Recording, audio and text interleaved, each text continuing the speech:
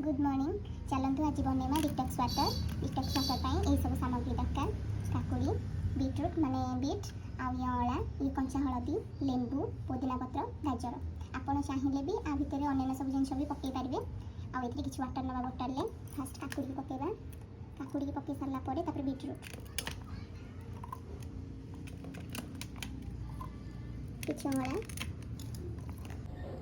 ये वाटरटा कैंसर पे भी बहुत भल। आम बॉडी डिटॉक्स जीतक माने मैला जिनस को जमती सब बॉडी बाहर जमती करा हुए ये पानी पीले भी आमर बॉडी भी भल रिलैक्स रुहे भल भी रुहे।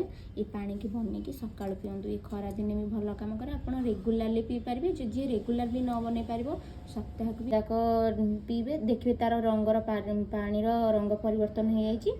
तापर जानवे जे आमर पूरा रेडी 4 घंटा पर आमको पी पार।